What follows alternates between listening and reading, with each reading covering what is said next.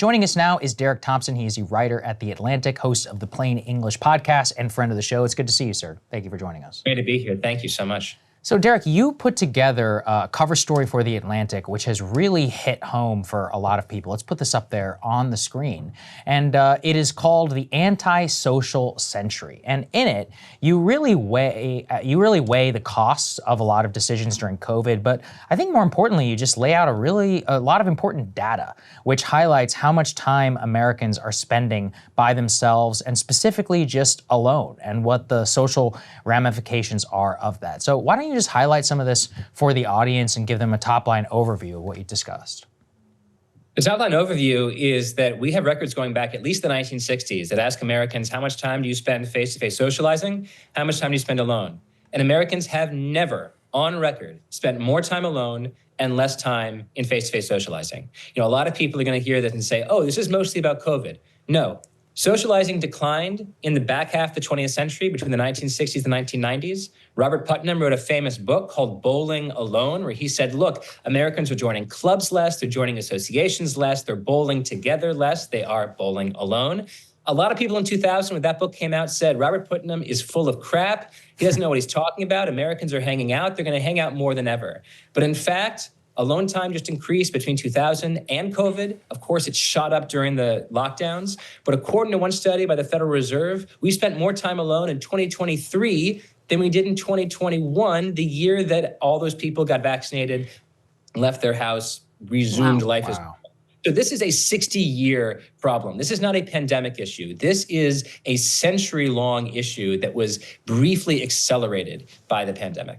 You know, it's funny, Saagar and I, of course, talked at length about the Vivek Ramaswamy, indictment of American culture, and how he was like, fewer sleepovers, more math tutoring, fewer mall hangouts. And I was like, mall hangouts? Like, that doesn't happen anymore. And it was better when it did, because it may have been a sort of like shallow consumerist culture, but at least there was some form of community there and some people being together in real life. But as you track, this isn't just about young people. This isn't just about men or just about women. This is truly across all ages and demographics. So is the source of the problem, so to speak, the smartphone? Is that what we're dealing with here, is just like the fallout from these things right here? You said something so important, which is that this isn't a phenomenon about rich or poor. It's not men versus women. It's not black versus white. For literally every single demographic that the Bureau of Labor Statistics or the American Time Use Survey, which is run by the Bureau of Labor Statistics, studies, for every single demographic, face-to-face socializing declined and alone time increased. And if you want to know my answer for why this is happening, look, you can point to any number of phenomena that have happened over the last 60 years. You know, Robert Putnam talks a lot about moral revolutions that happen in America. It's a worthy topic of conversation. I would look at three technologies. I think the car allowed us to privatize our lives. I think the television allowed us to privatize our leisure. And I think the smartphone allows us to privatize our attention. So that now, even when we're in a crowd, we can be alone. And also, somewhat ironically, when we're alone, we feel like we're a part of a crowd. So I actually think that people are having a hard time recharging alone, which is one reason why they're selecting to not hang out with friends so often. But I would look at this fundamentally as a universal story that relates to universal technologies. And it's hard to think of three technologies more universal than cars, televisions, and smartphones. And I want to emphasize, I'm not so much saying everyone give up your car, everyone give up your television, no one watch Netflix anymore.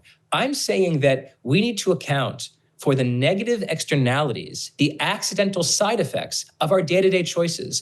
If we choose over and over again to order food in rather than go out with friends, and we choose over and over again to watch a movie on Netflix rather than go out to dinner with friends, those choices scale over our lives, and those choices scale across the country. And that's why everybody seems to be spending more and more time by themselves. So then, provocative question here, why is this bad? You just mentioned negative externalities. What are the negative externalities of being alone?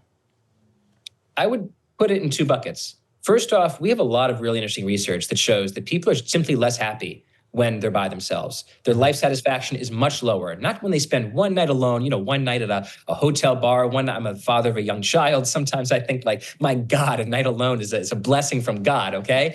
Sometimes spending some time alone is really lovely. But people who spend more time alone are by and large less happy with their lives. That's the first thing.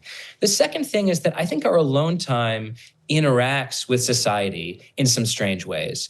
I talked, for example, to Arlie Hochschild, who's a sociologist at Berkeley, and she mentioned that there's lots of communities, say in rural Kentucky, where Republicans were incredibly vexed about the fact that there were all of these illegal immigrants in America. And look, illegal immigrants caused a lot of problems in a lot of different cities. But she pointed out that in rural Kentucky, which has a lot of economic problems, you have almost no immigrants whatsoever. And so one thing that happens, I think, with politics when people spend more time alone is that the issues of their villages weigh less, and the issues of the country weigh more. And there used to be the saying of all politics is local.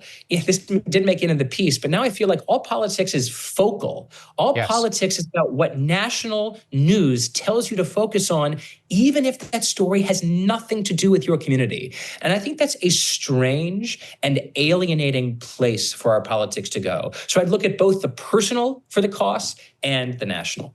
That's a really interesting point. You also talk about, and I'll read a quote from your piece, you say, the village is our best arena for practicing productive disagreement and compromise, in other words, democracy. So it's no surprise that the erosion of the village has coincided with the emergence of a grotesque style of politics in which every election feels like an existential quest to vanquish an intramural enemy. And you imagine two people who live in a community together who may have, polar opposite views. They're tasked with working together to collaborate on some diversity statement for the school.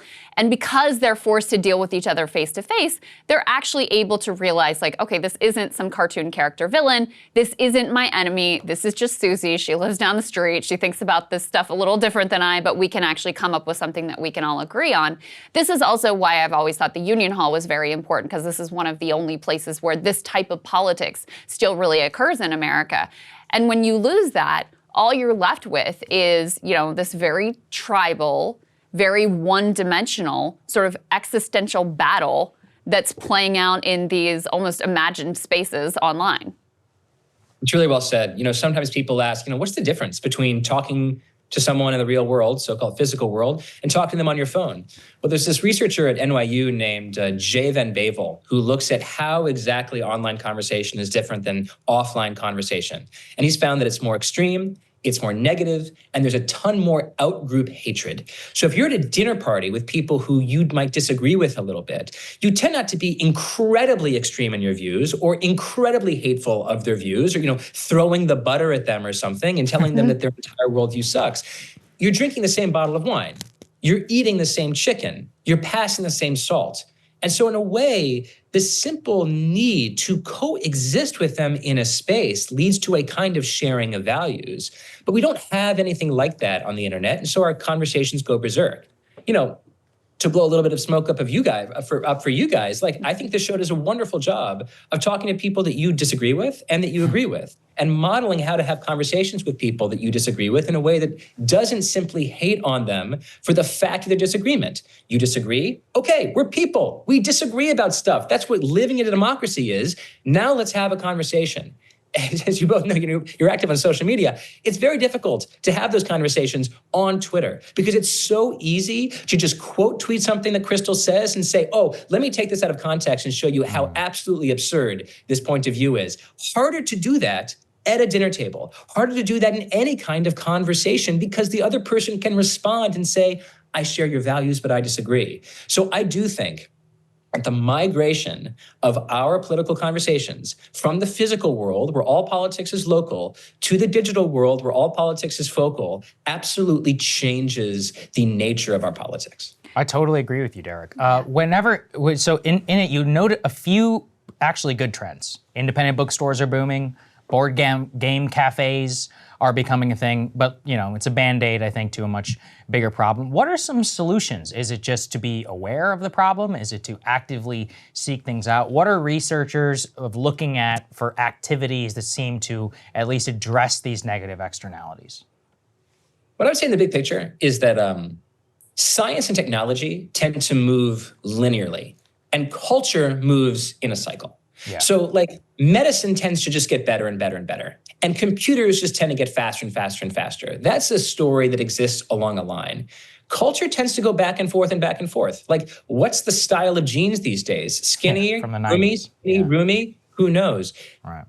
Culture can change. It does change. That's what makes it culture. In the first half of the 20th century, we had an enormously social century. Union rates were up, marriage went up, fertility went up, the number of people who joined all kinds of associations went up. There was a kind of moral revolution in togetherness. And it changed in the 1960s and 1970s for a variety of reasons, including perhaps just the rise of a certain kind of American individualism or the resurgence of a certain kind of American individualism. But culture can change. And one thing that I want to do with this piece is just to hold up a mirror to America and say, this is what we've done to ourselves. A handful of decisions that bit by bit, one night at home, have collectively created a world where everybody is spending a record amount of time alone. Do you want that? Do you like the reflection in the mirror? And I'm hoping that people say, no, I don't. And so they become a little more likely to hang out on Thursday. And that makes their friends a little more likely to invite them out the next Thursday for dinner. And that makes the friend of the friend a little bit more likely to start a book club because they see more people leaving their house, right? Little actions create norms, and norms cascading create behaviors, and behaviors cascading create movements. And my hope is that the piece is the beginning of just that. Yeah, and you also suggest, though, an overt sort of policy direction, which is if you invest in areas where there would be a communal experience, whether it's like amazing, I've been to some of these like amazing sports centers where you got all kinds of leagues and kids playing and adults playing, or, beautiful libraries, whatever it is that might capture people's interest, that would help to get people out of their homes, off their phones, and into these communal spaces. And unfortunately, what we've really seen is a lot of budget cuts for that type of community investment. But Derek, I have one more question for you on the political piece, because I thought this was an interesting insight and different than what the post-Trump reelect conversation has been. You describe Trump's style as a triumph of this all-tribe, no-village form of confrontation politics. A lot of the Democratic lessons have been more like, and maybe this is like, a positive direction to go in, but not really responsive to the moment we live in, has been more like, we need to do more outreach. We need to be nicer to people that disagree. When actually, Trump isn't nice to people who disagree with him. He calls them the enemy. He says he's going to, sick the national security state on, send out the military against them. He uses every name in the book to describe his enemies. And we're not just talking about elites. We're talking about anyone who disagrees with him and his movement.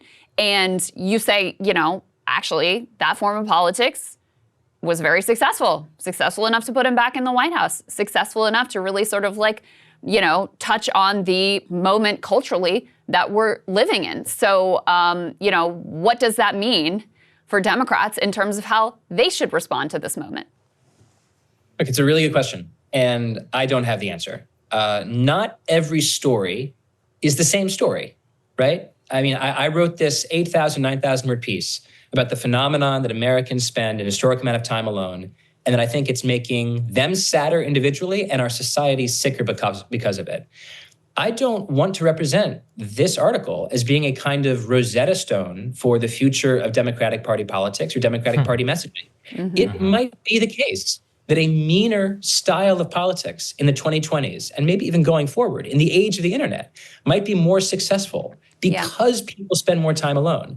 And if my job were to be a political consultant, I would say, meet people where they are. They're alone. They're angry. They're spending all of their time on the internet where they feel extreme and an enormous amount of outgroup animosity. Meet them where they are and feed that outgroup animosity. That might be a totally reasonable strategy for winning that election. But there's a lovely concept of the difference between infinite and finite games. And finite games are made to be won, and infinite games are made to keep playing. An election is a finite game. One side wins and one side loses. But life is a kind of infinite game. You want to keep living. You want to keep winning.